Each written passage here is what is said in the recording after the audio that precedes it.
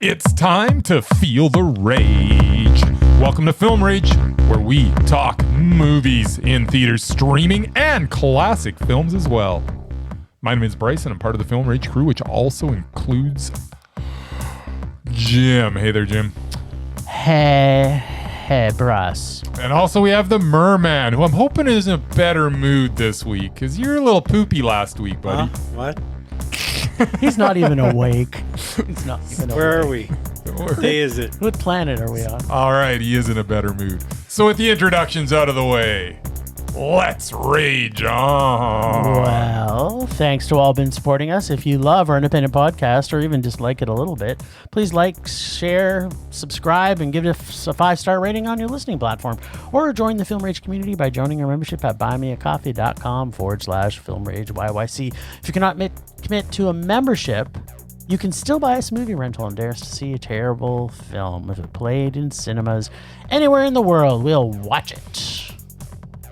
Sometime in the future, because right now we're on hold for a bit. We'll get there. Long story. There's a lot of shit happening in this podcast.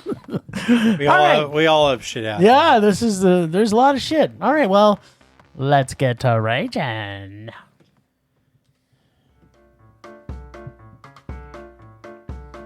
What amazing moment? Predict. What amazing moment? Predict. Will he predict the rage or will he predict the mondo? Will he tell us all why Jim and Bryce are the Movies. Better watch out, kids, cause here he comes. He's coming swimming and sleeping to you. Swim, Murray, sleep, Murray. Swim, Murray, sleep. Sleep, Murray, swim, Murray. Sleep, Murray, swim. Swim all the way to your little tiny bed. So we're doing this? Okay. We're doing it. Okay. I saw 0 movies. No. You guys apparently saw 5. We did. Good Let's boy. Start with the big one. With the big one himself. Biggins. The Smashing Machine. The smashing machine. An MMA movie starring a wrestler. Is it MMA or UFC? It was MMA, I think. Well, UFC is MMA, Jim. Oh, Now thank it you. is. Mixed martial arts. Now Now it is. Back then, it was about which fighting discipline is the best. And there were no rules. And well, there were rules, but that many. it evolved. They broke the just like rules. any sport, Murray. It evolved. Yes. But To where yes, it is. before it was like, could the wrestler beat the karate master, and which is better, jiu-jitsu or whatever, and then it became, you know what? We need to be rounded in all these disciplines. Oh. And then And- Conor McGregor came along? And then Messed Conor up McGregor everything. came Perfect. along. All right, Murray. And- What'd you... yeah, because he decided he could box, and boy, he got slaughtered when he got in a boxing ring. All But right. that's Anyway. a story for another time. Yeah, That was that's... with Dwayne The Rock and Emily Blunt, who did that Jungle Cruise thing. Does she have Yeah. a cool nickname too, like The Rock? I don't know. The Blunster? I believe Emily the Bluntster? I believe the popular phrase she uses is "you've been blunted." You've been blunted. Wow. Wow. Emily, Her you've been words, blunted. not mine. Blunt. I like Sketchy. it. It's good. So yeah, it's a serious movie. It which is. Dwayne doesn't usually do. Super serial. serious. Yeah, it couldn't be more serious. He didn't wink at the camera once. Considering all the hoopla and standing ovations and Is there all that hoopla and stuff, standing there's ovations? all kinds of I was hoopla. at the movie. No, there was no hoopla. Well, there was Nobody when it stood up was and at one of clapped. those festival things. Oh, yeah, I remember that. Yeah. 15 minutes apparently. Really? Yeah, anyway. Wow. Yeah, double mondo. Nobody's ever given me a standing ovation for 15 minutes. I do Act it in a for movie, like you might get seconds. I've gotten a standing ovation on more than one occasion, but that's a story for another time. It's only when butt play is involved, obviously. Let's just keep it You moving. always have to turn it dirty, Jim. I'm I just don't- saying, that's the only thing I can see that you'd be really great at. So yeah, double mondo. Anemone, whatever. Anemone. Perfect. Whatever the hell that is. Anemone. It's a type of plant. I didn't Yes. know what the hell it was. And like, oh, look, Daniel Day-Lewis. Yeah, he's Yeah. retired, isn't Out he? of retirement. Yep. Because his son directed it. Yes. Well, they co-wrote it together, too. And it's got the Beanster. It Does does. have the Sean Beanster. Beanster. Yeah. I tell One you, of my talk favorite about a villains of all time, numerous movies. Yeah, well, he's Mr. Reliable. He If is you want, also- if you and want he a always solid gets performance. killed. I don't know if he gets killed in this Well, one. the surprise may come, Murray. He may die in this. Yeah, Daniel Day-Lewis. Everybody dies. That's a double mondo again. All right. just because it's Daniel Day-Lewis. Just Wow. because. Wow. Because he doesn't make a lot of movies. Wow. Because he doesn't Bone make- Lake. Yes. They can't all be winners. What? Is that the subtext to this? No, Oh. but the rest of these are I probably thought it was all... just called Bone Lake, not Bone Lake. They can't all be winners. Anyway, Maybe that's the sequel. I'm guessing this is the one you guys are going to rage about. Okay. Double Really? rage. But it's a horror movie, About a lake Yeah, horror and there's movies bones. and a Horror chicken, mo- supposedly. horror movies are I terrible. thought off the poster it was a chicken, a little Need I chicken remind foot you- coming up and dragging her down into the bone Need to lake. remind you of The Conjuring, I which guess is it's also actually a horror hands. film. Was that so- in a lake, though, Murray? No, it was a There was- horror film. Yeah, but there was no lake involved. Yeah, but his argument was it's a horror film. By the That way- doesn't mean it's good. Spoiler alert: there's like no bones in Bone Lake. Bummer. We didn't. They talk about bones, but we never see any bones in the whole movie. Depends on what you're meaning by a bone. I see what you did there, Jim.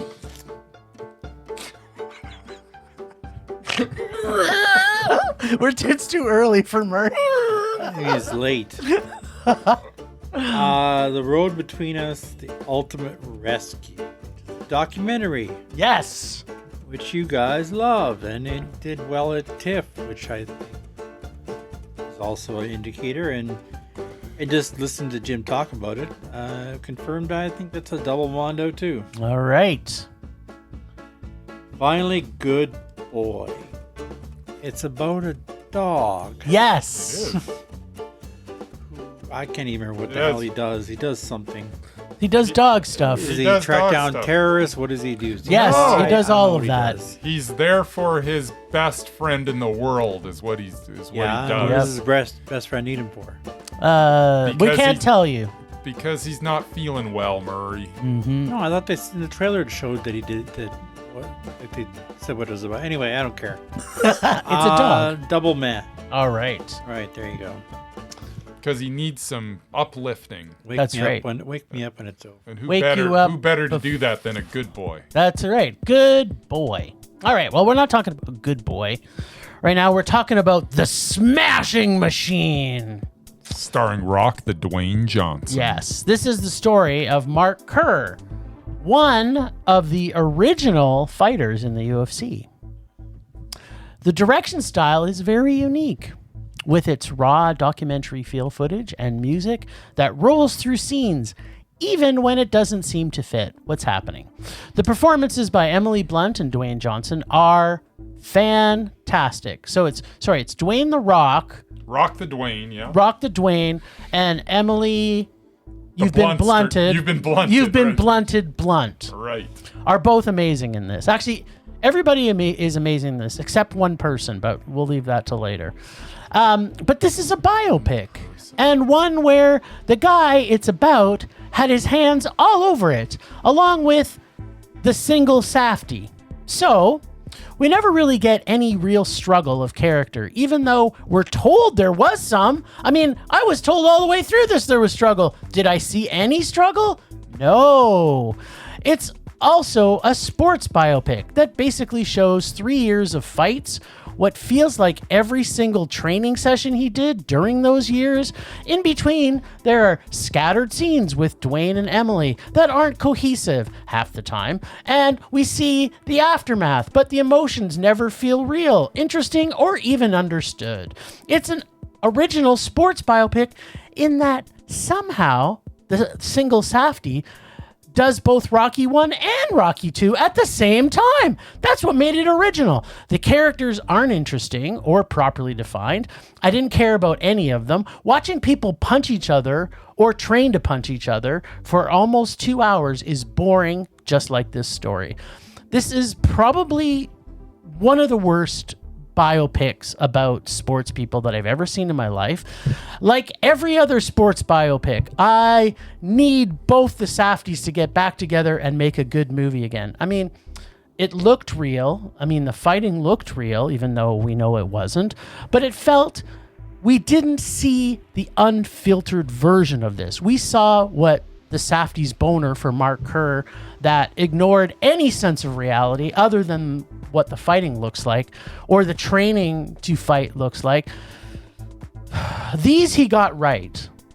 And the acting was stupendous. But the story and the characters are garbage. This is the worst biopic I've ever seen in my life. No, I it hated wasn't. every... No, I've seen some worse. You're right. It was not. Angel Films biopics are worse than this, but this was a horrible, horrible film. Wow. Kudos to Dwayne The Rock and Emily for pulling out.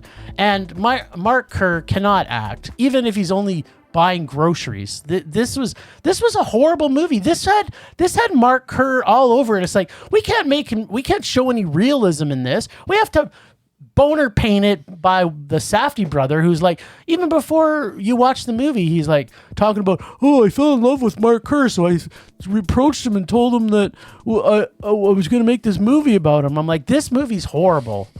Horrible. But you know what? What did you think of this? So here's the good, Jim. Oh, there's good. There was good. Yeah, Dwayne's acting. Yeah. Dwayne and Emily Blunt. Yeah, we're great. They were fantastic. Rock the Dwayne Johnson brings it. Yeah, it he's is a star. It's kind of odd that it's probably maybe his best performance ever in a movie that maybe wasn't fantastic. But here's the good. I actually liked the fight scenes because they didn't Rocky it up. Yes, I agree. They didn't get inside the ring and go. Everything was from outside the ring, so you were a spectator. Yes. You weren't in, and I didn't need to be in. I sure don't need to be in the action when it's an MMA fight. So that was good. The way that they pulled it back, I actually thought that was really, really good. Yeah, I would agree. The interaction, I mean, Blunt and Johnson were great. The other things that I really liked is I actually did like the pace of this movie. You did not. I liked how it jumped around a little bit. It kind of kept me on my toes, just like I was in an MMA fight, because occasionally I'm like, okay. You were dancing like a fighter. But this is a movie where it's absolutely, to your point, you can't be this close to your subject and make a fantastic movie. No. You just can't. No. Because there's got to be some objective storytelling Yes, here. thank you.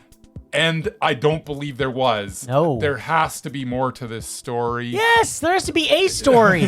There's no fucking story here. They spend most of the time in the ring or training to be in the ring. And then you get pictures of Emily and him talking about shit that really goes nowhere. Sorry, I'm losing my mind. Yeah, I don't know why you're getting quite this emotional about it. Because this is horrible. It's not horrible. It is watchable. Is it a great biopic? No, absolutely not. I'm disappointed that Safdie sort of made a mediocre movie at best. I didn't hate it. And here's the reason I didn't hate it is because sometimes a performance transcends the fact that the movie and the writing isn't terrific. And the acting did transcend that in this movie. It did for me. Yes, yeah. Like, you understand what I'm saying. Oh, absolutely. You can see why I'm saying what I'm saying. The performances are brilliant. Because this might be the best either of them has been. In any movie. It's unfortunate that this is the movie that they were so good in. Having said that, it wouldn't shock me come awards time if they both got nominations for this. Yeah. It wasn't that bad, Jim, but it was horrible. It wasn't fantastic, and it wasn't as good as I was really hoping it was going to be. Me too. Anytime I hear Safdie, and it's a curse to him, because as soon as I hear Safdie, I have an expectation that's through the freaking roof. Yeah. And this didn't get anywhere near that. No. So I came out of it a little bummed because it wasn't a typical Safdie movie, but it had some grit to it. I liked the shooting style.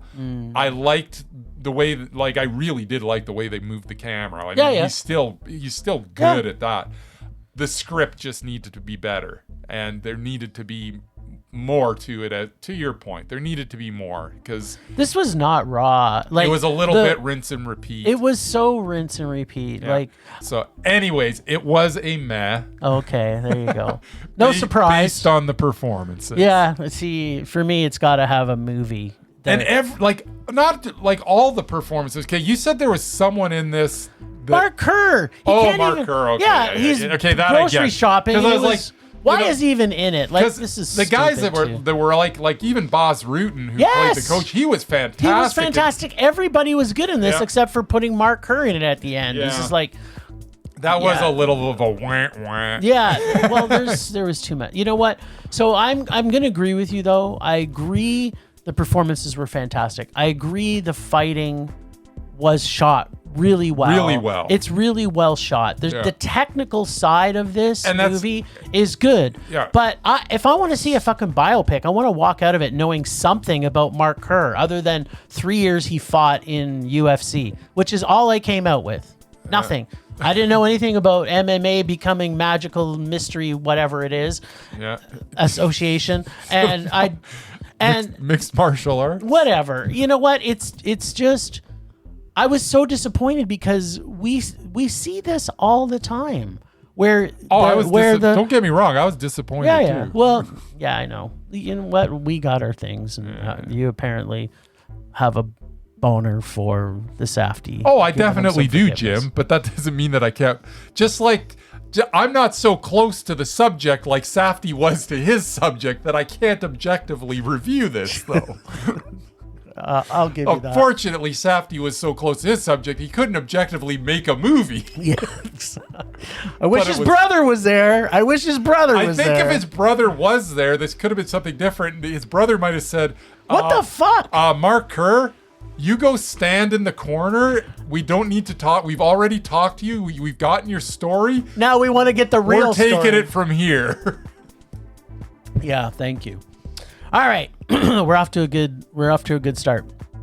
I don't know if we're going to agree on everything today. In fact, I think we're going to only agree on one movie. Two movies. All right, Anemone. I'd be curious to know which movies those are, but okay. Do you want me to tell you? Yeah. Okay, we're going to agree on Good Boy because we've already Oh rated yeah. it. Okay, we're definitely agreeing on Good We're definitely Boy. agreeing on Good Boy. Because we've And talked it ad nauseum already. Yes, So, exactly. yeah. And we're going to agree on The Road Between Us, The Ultimate Rescue. That's what I believe. All right. Okay, the return of Daniel Day-Lewis has him not only starring, as we've already discussed, but also co-writing with his son, who directed and produced this. We even get Sean Bean in a movie, as Murray's already alluded to, where he doesn't die. When was the last time that happened? When was the last Sean Bean movie you've seen where he didn't die? Well, he usually plays the bad guy though, so Not always. most of the time. Anyway, Want to do a tally? We can go through all his movies. okay, so was he a bad? I'm not talking about just movies. Yeah, well, There was even a certain- What else is there? There was a certain TV show where Oh, he, yeah, I didn't that's even right. I didn't even know he was in the a TV hero show. and he died in season he one. was in season one. Everybody loved Mr. Stark, not Tony Stark. I have no idea what you're talking about right now. Okay, well, anyway, he does like to die. No, seriously, what was this show? Game of Thrones. Have you heard of that show? Is that really? He was in Game of He was Thrones? in the first season of Game See, of Thrones. he was so brief you didn't even know because he freaking died. No, yeah, I didn't know because I've never seen an episode of Game of And then- Thrones and in my they life. spent 6 seasons following his little children around because he Yeah. was dead. Yep.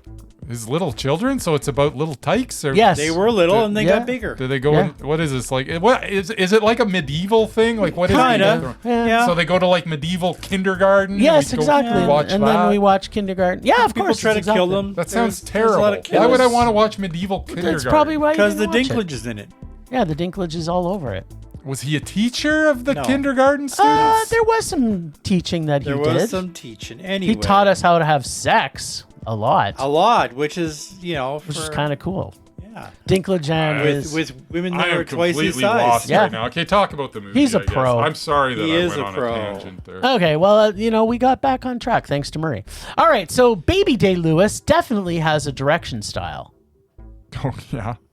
It's there. Oh, it's there. This thing is basically shot, and the framing in this is incredible. He's got a habit, though, of cranking music to full blast and then cutting it to dead silence as a scene change. Sometimes it works brilliantly, and other times not so much. The story centers on a family, the son, the biological dad, Ray, played by Daddy Day, his brother, Jim, played by the Beanster, who's now the stepdad to Ray's grown son, and the mom. Oh, and there's one more character, Murray. The weather. Seriously, the wind and sometimes hail plays a big role in this movie. The film slowly unravels its story as Sean's character, the Beanster, Jim, visits Ray after the son's got some, and I'm putting this in heavy quotes, major trouble he's gotten into. When the brothers get together in a cabin in the woods, and I was going to say there wasn't any horror going on, but there was a little bit of horror. We see the brothers confronting old trauma, some shared, some not, and slowly building So much trauma. rebuilding their bond. The performances from both Bean and Daddy Day are outstanding, and the cinematography in this at times is very stunning. That said, the pacing could have been a lot tighter. Over 2 hours felt like it actually felt more like 3 hours. Still, the ending hit perfectly based on how this ended it, but not perfectly in my mind anyway. And if Baby Day-Lewis keeps honing his craft, give him a little bit more experience, he's got some serious potential. Tighten the editing, trim the runtime. This was a meh for me. It could easily have turned into a Mondo if you had more experience behind the director chair, I think. It was a pretty good first effort from Ronan Day-Lewis, also known now as Baby Day-Lewis. Yeah. So this movie Yes. was... Yes. I don't know. Here's the things that I hated about it. I hated the music. Yeah, it was And weird. I actually liked the music. Yes. I just didn't like how it was used. Yes. And as to your point, it would come in like a frickin' freight train all of a sudden. It's like, what's I going on? got more jump scares from the music. And while the movie was framed nicely, every now and then you get these stupid handheld shaky cam things that went on in between every now and then were just distracting. At the end of the day, this is just... Let's Pile on a bunch of trauma? Yeah, exactly. Let's put the camera on Daniel Day-Lewis, tell an absolutely horrifying story. Yes, stories. And no, just one. And then we'll have a lot of filler of nothing.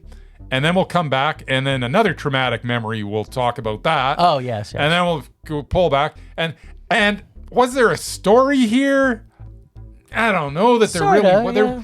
And they're trying to make it a story by involving his kid who's having problems, and they're trying to bring him back, and who cares? Why would they at this point? I didn't really understand. The kid doesn't seem to really want his dad back. I realize it's different when you come face to face with your dad, but it was just a weird movie where there was so much space in between just these, like, only so many horrible traumatic stories. Like, why is he even telling? Like, other than the one story, his brother knows all this. But maybe he's never really opened up this way. That's the impression I got from watching it. Is that he was not allowing himself to be vulnerable. He basically left and was gone for 20 years. But for whatever reason, they knew where he lived. Yeah, it's an odd movie. It gets saved, obviously, by unbelievable performances from the two leads. They're both amazing. Like, they really are. And don't get me wrong, in these little scenes where he's telling the stories, those are good scenes. Yeah.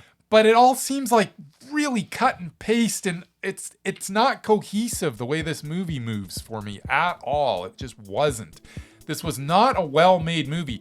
It was beautifully, like, the shots were beautiful, but the flow wasn't there at all.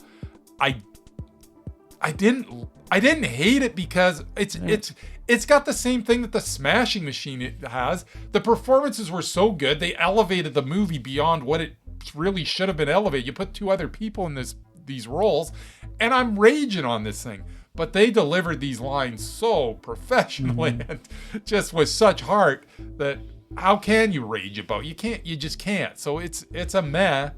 But man, it could have easily been a rage for me. But it's a meh. There is some stuff that just bugged me in this movie, and I'm all for methodical, but this was. I do understand what you're saying. For me, I found the chaoticness of the changeovers at times. I didn't like them. To me, it was kind of his unraveling mind. That's how I felt about it. See, I didn't get that at all. See, I did, but to me, I think for me, the bigger problem is the length of this film. It did not need to be 2 hours. It's 100% too long. Yeah, it's too long. I think if they carved out, let's say, 20 minutes and tightened it up, then it would have been a higher meh. Yeah. All right, so I'm already off to a bad start. Sean Bean Yes. did not die in The Martian. Okay. National Treasure. Uh-huh. He did, actually. Troy. 2 Silent Hill movies. Huh. Oh, how could he not? He died in a Silent Hill movie, though. How can you not die in a Silent Hill movie? He survives them both. And Now I want to go back and watch them. 2 Percy Jacksons. He survived in those? Yeah. I'm sure As he's I wishing say, he I died. think And, well, technically... Yeah, I didn't say he died in everything. I'm just saying if you took all his movies and you added up when he dies and when he doesn't, it's going to be pretty close. 10% of the movies he was in that he doesn't die. Just saying. He doesn't die in everything. Not... You know what? Still, 10%. That's not a high number. If you look at Keanu Reeves, he lives in 100% You're just proving of his... my point, Murray. He's actually proving all of our point. Yes. But he doesn't die in everything. That's right. 10%. He doesn't die in this one. He's Mr. 10%. But you know what? Okay, so I haven't even looked at Murray maybe can look this up while we're talking. I believe that we already discussed Daniel Day-Lewis's portfolio of films, and I don't think he's undoubted. I think he's just mesmerizing. But Murray will take a look at our website and let us know. But I think Sean Bean gave him a run for his money in this. Like, Daniel Day-Lewis is still the most brilliant actor that's ever lived, and competing with him. So, for someone with the talent of Sean Bean to be able to... Let's pump the brakes, Jim. He held his own on screen with Daniel Day-Lewis, which is a feat in itself. Yes, that's what I'm saying. But he was nowhere near. Like, if you take the 2 performances, there was only one Daniel Day-Lewis There's only one He held his own. And that's the best you can hope for. So he did the best you could hope for. Yes, he did. But by no means did his performance even approach Daniel Day-Lewis. I don't think anybody could touch Daniel Day-Lewis. Yeah, he's mesmerizing, not undoubted. Yeah, there we go. That's what I know. We talked about him at one point. Oh, we had because he retired. Yeah. He had no one else to go up against. Yeah. No, not the mesmerizing. His undoubted streak. The fact that he could be undoubted. Yeah. All right. Well, Bud isn't. Let's talk about the bone in the episode, the Bone Lake. So, Murray, chicken bone. What thoughts come to mind when you hear, and I'm putting this in heavy quote, Bone Lake? It's the first thing that you think of. A lot of people died and drowned in the lake. Oh, see, he went that way, Jim. He went that way. So, yeah, for me... Or it's the lake where everyone bones each other. That's what we were thinking. Getting boned in the lake. And sure, that could mean sex. Yeah. Or getting completely fucked up. Yeah. And yeah, both of those things happen here. Because when you bone a chicken, that means you take its bones out. There's actually a fish that gets boned in this. Isn't that what happened Friday the 13th? Forgot about that. There was bones in this. There's so many bones in this movie. All right, so this film was a pleasant surprise because I didn't even see the trailer for this. I had no idea what we were I didn't know what we were doing. I just saw Bone Lake. Any movie that takes place on a lake is always at least good. It's hardly, I don't think, swimming pools are different. We've seen swimming pool movies where they're not good. But there isn't. Swimming pool movies like Let the Right One In when they are awesome. Yes, That's there is. Totally a swimming No, but pool it's not movie. like one of those things where you hear the word lake And okay, on Golden Pond, I mean, it's not a lake, it's a pond, but it's kind of like a small lake. Wasn't it? It was pretty much a lake. I'm trying to remember. On Golden Lake? It should have been called On Golden Lake. That was pretty big. Bigger than a pond. Yeah, it was way bigger than a pond. Lake Placid. Actually perfect. Yeah. You're just proving my point. Betty White at her best. Yeah. Bring on anything that has the title Lake. So, yeah, anyway, but this was a pleasant surprise. The first 4 minutes had me thinking, if this is what I'm in for, I am so in for what this is. It kicks off in a way that makes you think it's going to be graphic, cringy, and totally over the top. Yep. But let's put a pin in that for now. Then, of course, the story changes. The setup feels familiar. A couple heads out for a retreat weekend at a lake mansion, only to discover another couple who shows up also booked the same house. What? At first I thought, okay, been there, done that. That killer opening almost felt like a bit of a bait and switch, Totally. as Bryce mentioned to me last night. Because first thing I said, Yes. man, that was a bait and switch. it was a bait and switch. Because suddenly it's not that we got in the first 4 minutes kind of movie. But something's about to go sideways. The new couple, yeah, something's definitely off with them. But what? Yes. The director nails these characters. You love them, even when they're stupid or evil or vulnerable or just plain wackadoo. Like, there's no other word I can explain but wackadoo for these characters. They're well defined, and there's this great mystery vibe sort of hidden in this whole story. Half the time, Bryce and I were looking at it and going, why is she doing this? What is she like? But we were so engaged. Is it a ghost story? Because they plant that seed. Is it a barbarian-type creature feature where something's hiding in the basement, or something completely different? And I'm not going to tell you, because you've got to see this film for yourself. We had a private viewing, so got to yell at the screen, laugh at the dumb choices, react to every creepy twist, and honestly, that made this actually better. Like, if this was a whole theater full of people that got into this film like you and I did, this would have been one of the greatest, movies to see as a crowd in the cinema. I literally stood up off my chair at one point. I'm like, yes!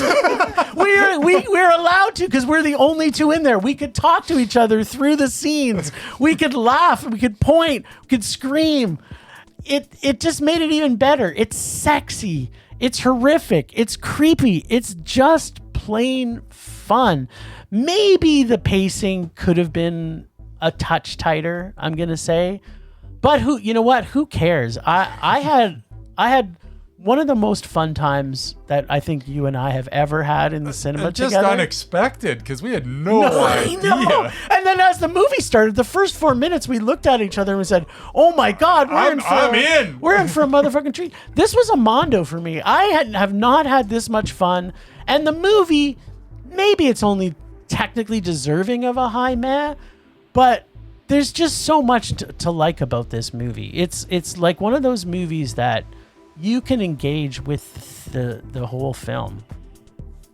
You can. And it's, as you mentioned, I mean, it opens up just absolutely bonkers, and you're like, okay, this is the type of movie that we're in for, and I am all in on this. Let's bring it on. And then, boom, just like it takes a sharp right turn, and it is a completely different movie. And then you're almost sitting, and I think they did this on purpose. Oh, they You're definitely almost disappointed. Yes! And you're like, oh. And then it sort of meanders along a little bit, and they get to this place, this rental mansion. Rental mansion. And it's been double booked, and you're like, okay. But as soon as all four characters are introduced to each other, this just starts gaining momentum, and it actually starts to snowball, and this movie just gets a little better and a little better as you go along. And the character development is great. Nothing's like super predictable at all in it. you know, you're gonna have suspicions, of course, but you're not gonna be sure if your suspicions are right or wrong, or you might suspect something that doesn't happen at all. I know. Well, because they keep planting other things within it, and and the first time, I can't remember if it's the guy or the girl that does something, and we're both like, why are you saying this? Yeah, well, you're like, well, how do they know that? And it's like, well, later you find out. So it's really quite a very well made movie. The suspense is there. The gore that's played for laughs is spot on. Because let's face it, if you've got gore in a movie, you should be playing it for laughs, because that's what gore's for. Yes. And they do it perfectly. Like, they really do. The chainsaw. This is just a movie. It's basically a survival movie, just like many horror movies are. It's got all sorts of horror tropes in it, but they're all mixed up, and they're thrown into a blender in this one. And you don't know what story this is going to be, really. Really well made. I'm dancing on the fence whether it's Mondo or not. I mean, it was such a good time, wasn't it? Like, I don't know, when's the last movie that I actually stood up? You haven't. Well, you stand up in horrible movies. Yeah, well, I got to take a walk sometimes throughout the theater just shaking blow my off head. steam. But I don't remember the last time I stood up and was like so excited by a scene that I stood up and said, "Yeah." You've never done it. I don't think I do it a lot, but you never do it. I guess that's got to make it Mondo, doesn't it? Well, and here's the thing. To get that type of visceral reaction out of me, that's doing something. Well, and it was a lot of fun. Yeah, this is Mondo. So here's the thing: is that when a movie sits with you, like to me. Well, I'm going to be changing one of my ratings from last night, because when a movie sits with you for days later, it's like it's done what it's supposed to do. Whatever it was meant to do, it's done what it's meant to do. Mm-hmm. And this movie is that. I can't stop thinking about this movie. I want to see it again. There you go. I got something else to say, but go ahead, Mur. So because we're not really going to spoil anything for what happens in the movie, except the first 4 minutes. Yeah. So the first 4 minutes, you don't know what's happening, but you see these two people naked. Running through the forest, and you hear they're being shot at, like with a bow and arrow. And you're kind of like, okay, well, this is fun. Look at this, nudity. It's awesome. And they're running through the forest. It's like the best thing that I've seen today. And then all of a sudden you see the guy, he's like, they're holding hands, Murray, and they're running through the forest together. And she kind of slowing him down a bit. So I think she actually trips. And then he's like, fuck this. And he just starts running. He's like, I'm not waiting for her. He starts running. So instantly he gets shot in the back with a bow and arrow. And then she gets up and she starts running, and of course then she trips again. Yeah. And then the next shot you see is the arrow go right into his scrotum. They do a close up on his jewels, and the arrow goes right through his scrotum, and then it's like instantly the scene is cut. Yeah. And the couple is driving in the car, and you're like, what? And this was his story he was writing. The story is he's a writer, and this is how he's starting his first thing. And Bryce and I are both looking at each other and go, if this is the movie he's writing, I want this movie. I want this book. Yes. Well, and the other thing that, I mean, kudos to the producers, kudos to the director for saying, you know what? You take out the first 4 minutes of this movie, it's not an 18A. It's 14A. It's 14A. But that first 4 minutes is just, and it just sets the stage, and it does what this movie does best. It messes with you, and that was the point right from the get-go, and it continues to mess with you. Not as dramatically, a little more subtly the rest of the way, but that's what this movie does. It messes with you the whole way, and it was just a breath of fresh air. We haven't seen a really good horror movie since like In a Violent Nature, in my opinion. So. Yeah, it was slasheristic, slashtastic.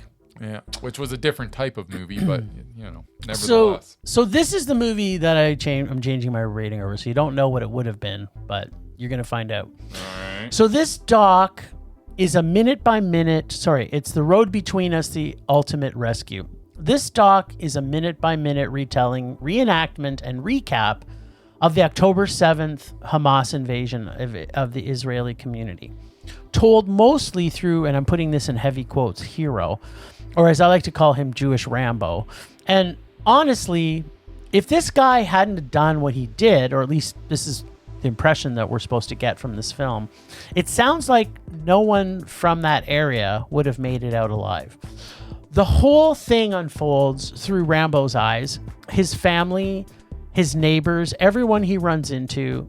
And when I say it's intense, I mean, the intensity level of this is cranked to the only thing I can compare it to, which I was kind of explaining to Murray, is that Alex Garland's wartime movie or whatever he did, one. The intensity of that movie, except this was reality. This is between the body cam footage of the Hamas, CCTV clips, and the sheer chaos of the invasion. It's relentless. You know who lives and dies right away. If they're talking, they lived. If not, they probably didn't.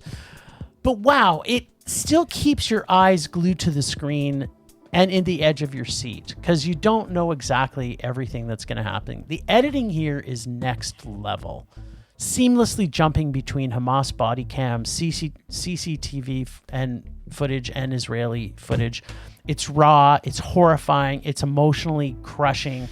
When Rambo, aka 9/11, which is what his wife calls him, finally reaches his son's house, the tears hit hard. And when I say, as a father and a grandfather myself, the moment just got me to the level that it wasn't a Flea scenario, but I was holding back. I was wiping away tears for probably a good 5 minutes. Covering just 10 hours of actual time, it nails the pacing. Mostly, it's kind of refreshingly non-political in a film that could be a lot more political. They try to keep the politics out as best they can. They do. Focusing more on one man's desperate fight to save his family and basically everyone else, actually.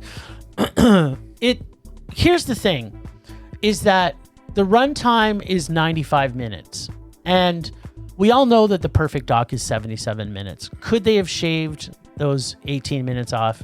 Yes. Easily. I think they easily could have. And last night when I walked out of the cinema and goes, those 18 minutes I felt kind of took away from the film. But as I sat with this overnight, I just can't stop thinking about how I was so invested in this story. So I'm changing my rating from a meh to a mondo. This was bonkers. I've never seen a doc like this. The editing alone in this deserves a mondo. Their ability for him to show, they'll show he's driving down the street in his car, telling the reenactment, and then they edit right to the point where he's actually driving because he's filming it as he's going to go meet with his son. There's just scenes in this that you can't unsee. It's like what your mind might see when people went into World War II and saw some of the things that were happening in there, or any major war for that matter. I have nothing really to say from the political side of this. They kind of don't really talk much about it, other than the fact that the people that survived, their biggest complaint is the fact that where was their army to protect them? They were promised they'd be protected, and they weren't. So their judgment is more about their own government. So that's all I have to say about that. So this was mondo. I can't stop thinking about this film, and I understand if you don't. Yeah, I wouldn't say that it's affected me at all like it affected you. It was a competent movie that they told the story well. They've taken a very ultra political situation and tried to depoliticize it, which is kind of hard to do. There are going to be people on both sides of this that will not be able to watch this. Yeah. And I understand that. They literally went out of their way to never say Palestinian. You didn't hear Palestine once in this entire, like that word never came up once in this entire movie. Yeah. They didn't even say Hamas once in this entire movie. However, the body cams they were using, they did, because that was what was online, and they're doing a documentary. But they used the word invaders instead. Yeah. So they did their best to depoliticize. And on the, from a human story, yes, it's a harrowing thing that happened. It's amazing that this husband and wife, the parents of the two that had to lock themselves in their safe room along with their kids, that story is amazing. It's but I don't know. You're bothered by the 18 minutes. I'm bothered by the 18 minutes, and it's just it's, I don't know. It wasn't the easiest watch for me. I really did think it needed to be more concise. At the end of the day, it's amazing that the first thing you see in this documentary is news footage from 1958 with Murrow kind of telling you about the Gaza Strip and all this. And then we flash forward to today and nothing's changed. Yeah. That's all I'll say about that. This was a meh. It didn't sit with me like it sat with you. Yeah. I'm just going to leave it at that. Yeah, no, that makes sense. All right. Rolling along, our final film, Good Boy. Or Good Boy. Good Boy. Or Good Boy. Everybody needs a good boy. Everybody needs a good boy. Murray's my good boy. All right. Imagine a movie where your dog is the main character, but not in a cute talking animal kind of way, but in a raw, unsettling, this is what my dog sees as I die of cancer kind of way. That's Good Boy. The thing hits hard. We get dog nightmares, dog daymares, dog jump scares, all through perspective that feels completely alien and completely right. It's not just what the dog sees, it's what he feels. Every flicker, sound, and movement comes with the weight of confusion and loss. The film throws you right inside the dog's head, a swirl of fear, loyalty, and desperate love. It's trippy, emotional, shocking, visceral. One minute you're quiet, domestic sadness. The next you're trapped in a canine panic dream that's as intense as any horror film from any movie ever made. What makes it brilliant is how deeply it commits, and no cheap tugs at your heartstrings, just raw emotion filtered through instinct and confusion. It's one of the most original and creative told stories about dogs and grief that I've ever seen. It isn't a dog movie. It's a gut punch, a very visual and emotional experiment that turns our bond with animals into something terrifyingly beautiful. This film is absolutely mondo. I loved every single minute of this film.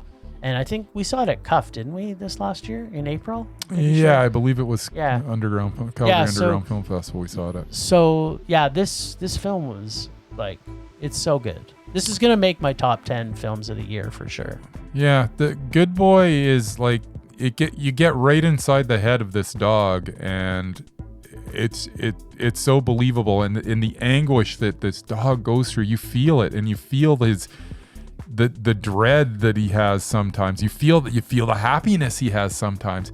You go through this emotional roller coaster, and it's heartbreaking, and the performance from the dog is fantastic.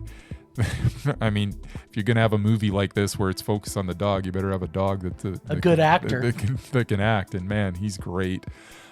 He's a good boy. It's an amazing movie, and it's a tight 73 minutes. It's the perfect length for a movie of this, because if you extended it anymore, I mean, there's only so much you can do from this perspective, but they nailed it. And I felt every thing this dog was feeling, and those nightmare sequences, my God, those were devastating, man. I was like, wow. So yeah, this was an amazing movie, and like nothing I've ever seen before. I've never seen a movie. I've seen movies where it's kind of from the dog's perspective, but not really. This was from the dog's perspective, and they get right inside the head of this guy, and it is really, really good. This is an absolute mondo. I loved Good Boy, and if you love dogs, you gotta see it, and if you don't, it's still a fantastic movie. Yeah.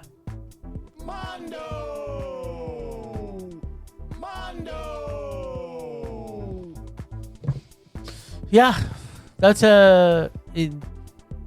see this film. The poster doesn't do it justice almost. I don't even what's on the poster. The poster's got the dog in the middle. Sure, It's got all these with the hands Yeah. reaching out. Yeah. Yeah, I don't know. It's actually kind of a cool poster. It's a cool poster, but it kind of gives too much away of the film. Yeah, I To be honest. Does it though? Yeah, kind of. That's why I said it. I don't think it does. Well, you're wrong. I don't think it does. Don't care. Murray loves dogs, Some of the time. Do you love my dog, Murray? especially Baxter. Some of the time. All right, I needed something to talk about this week. Is it John Candy again? No. Adventureland happened to be on TV. What? Never Yes! seen it. Jesse Eisenberg. There we Yes. go. This movie. And Kristen Stewart. Yes. Murray's favorite. She's the best. Did you see her in that Twilight movie? Remember the shiny vampires? If you don't stop talking, I'm gonna fall asleep. That was one of the best vampire movies ever made, eh? Okay, let's hear it, Mur. This movie reminded me of The Way, Way Back, also set at a theme park. Which was also awesome. Except that film was way, way better. It was and had better. Sam Rockwell. It did have Sam. Oh yeah, it did have Sam Rock. No, This one I had- love that movie. Two marginally talented former SNL cast members. Ah. And there was practically no humor in this film. At What? least I didn't find very much funny about it. Oh, I remember laughing a lot. Huh. I was surprised to see my Rai in this film. That would be Ryan Reynolds. Ah. He's actually really good. I at guess this. I can add another film to my Reynolds library of knowledge. Yes. Of course, in this one, he plays an extremely douchey, womanizing, lying, adulterating dickhead who everyone looks up to for some reason. Because he's gorgeous. Still, I love me some Rai.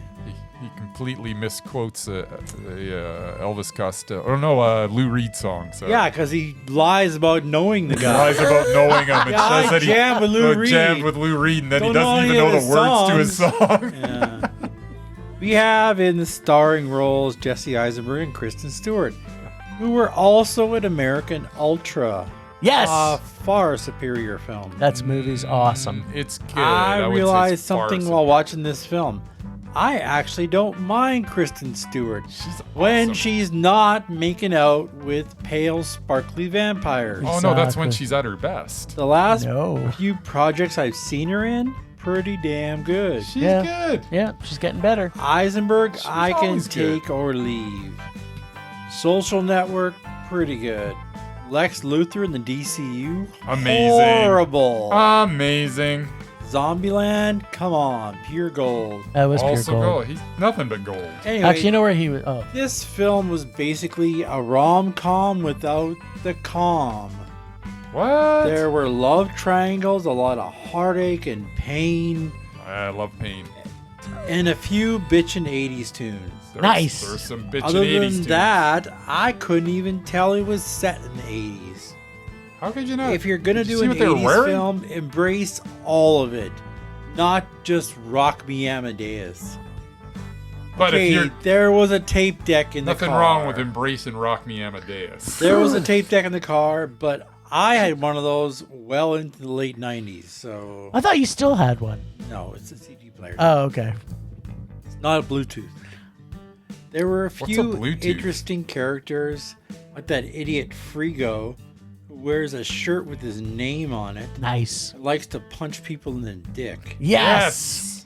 He There does. was also Does a that a lot lot. of pot smoking / eating in this film, Yeah, that's true. which was kind of a thing in the 80s. I think it's a thing now, kind of too. a thing now. Did I like this film? Not that much. What?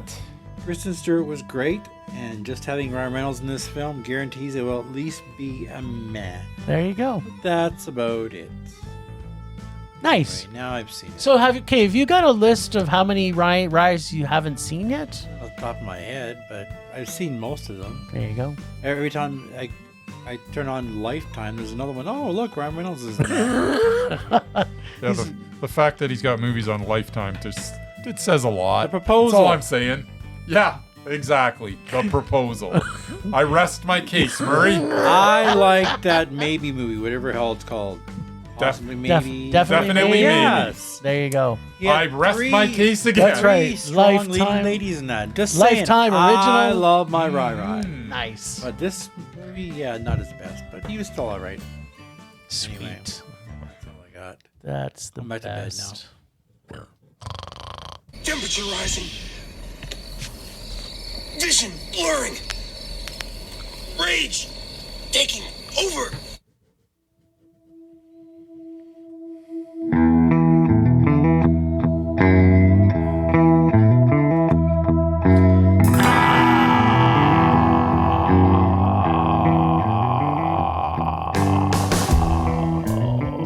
Wow. Okay, so here's the thing. I could rage about how disappointed I was in Single Safdie, but I've already done that. So my rage this week is going to be Bryce and I went to the movies. We saw 3 films together. I'm not going to say the date, but let's say it's not a normal busy day of the week where films are shown at. And we got 2 private screenings. Did we get 2? 2 private screenings, and we got one where there was Oh, we one did other get 2. person. And Yes. one other person. And yeah. one other person. So if we've complained about this before, but the fact that we were at 2 the different busiest theaters, 2 too. different theaters, and one of them is the busiest busiest, theater yeah. in the city. And the fact that the other one was private at the at West Hills. Yeah. But my rage is that people need to get back into cinemas, or we're not going to have, we just came out of Calgary International Film Festival from last week, and it was the best audience that has ever shown up to SIFF. So congratulations to them on that. And then we get back into the regular routine, and there was a lot of good There movies. was stuff that could have been at SIFF. Yes. Where were the SIFF people? Yes, where were they? Just at least 10 of you come out. Yes. Just something so that... Yes, Come on. like if Smashing Machine was the darling of the festival circuit, where the fuck were all the people who watched the Smashing Machine? Yeah. I don't know where anybody was. I don't know where anybody was. And I didn't expect it to be packed. Like, I went to the Smashing Machine opening day. Yeah, I there, did too. And Yeah. I didn't expect it to be packed, but I was shocked that I think there was maybe 18 people total in that there's theater. probably like 15 people, for us. And the fact that Daniel Day-Lewis has been retired for 10 years or something? And nobody shows up. And nobody shows up to see his performance? Like, I think it's universally known that he's the greatest actor. Wow. It's close with him and Ben Affleck. I knew you were gonna bring that up. You know what? Now I Do want. you want to change your rage? Now I want to rage. You know I what? gotta I don't do even a- need can I to. get a do-over? I don't even. Need I to would just do like to it. say one thing. Ben Affleck is the finest actor of mine or anybody else's generation. That's right. And I would just like to say, And the most talented man in Hollywood. If Murray and I Writer, were director, alone on this actor, podcast, the man does it all. Ben Affleck would be on the totally He'd be repulsive on the- list. yeah. Oh, just because Got you it, guys like to repulsive, get on you that name it. bandwagon, let's jump on the bandwagon. Everybody hating on Ben Affleck, so Well, let's do it too. there's a Not It's the popular just thing to do. us, Bryce. That's It's what the I'm rest saying. saying. It's the popular thing to do. It is. Oh yeah, It's- that Murray and I are Jealousy trend- gets you nowhere. We're trendsetters. Yeah, Actually- Jealousy gets you nowhere. Yeah, that's what it is, Murray. We're jealous. sure. Did you know that Ben Affleck is the finest actor of mine or anybody else's Oh, shut up. generation? In your mind, yes, we know that.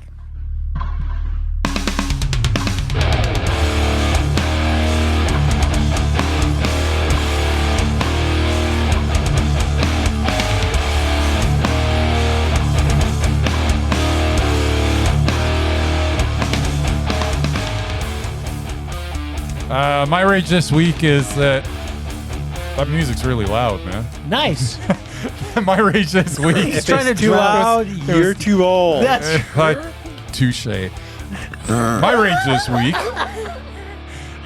is the fact that the 3 movies that we went to on Monday night were all playing at the same movie theater, but there was absolutely no way to see all 3 of those movies. Even though we started at 4:30 with the first one, there was no way to see all 3 of those at that same theater without overlapping. How is that possible? Why are you showing a movie at 6 o'clock? What is going on? It's like they find out what movies we're going to go to, and let's arrange them so they can't possibly just stay at Yeah. one place. what is it they're saying about us? They don't like us. That's I what guess it they're is. trying to get rid of the last people that are going to their theaters. You know, if we get rid of them, we don't have to stay open. There we go. We They can don't just shut care down. about you, is what they're saying. Anyways, at least I got that. I got the actually guy that I really like at the concessions. The Yeah. second time when I went for a refill He's the of popcorn, best. he's a good guy. Yeah, we don't want him to go. Yeah, he needs to stick around. He fills my water bottle up yeah, too. yeah, and he does it with a. He's pleasant. Yeah, Don't get me wrong. He's not probably the hardest worker ever, but he's just Mhm. pleasant enough, and that's all you're looking for these days, that's man. right. He's making minimum wage. He's basically doing the minimum. He looks like he's got bigger things on the horizon. I think I've got big so. hopes for him. I think that he's probably in school. That's the vibe I get. Sure. Post-secondary. Yes, that's what I'm saying. Thanks for clearing that up because Well, people it's- might have been confused. But yeah. yes, I believe he's doing. He's heading places, man. He's going somewhere. All right. Well, you know, Did this rage was a, subside, by the way? I think it did Oh, subside. maybe I forgot. Well, press some buttons. Who cares? Whatever.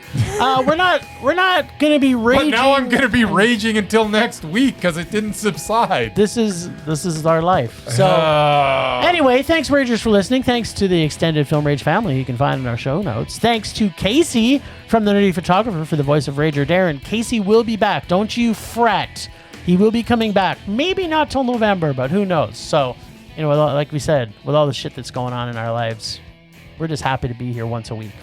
Find us on social media everywhere at Film Rage YYC. Check out everything Film Rage at filmrageyyc.com, including our merch site for Redbubble and TeePublic. We're always wanting to make this raging blast for all listeners, so please comment, like, subscribe, and share, and send us emails to filmragecalgary@gmail.com. Dare to see terrible movies to fuel our rage. But no matter what you do, please, please, please, pretty please, please, please, make us rage. That's it for this week. Rage on. Rage on.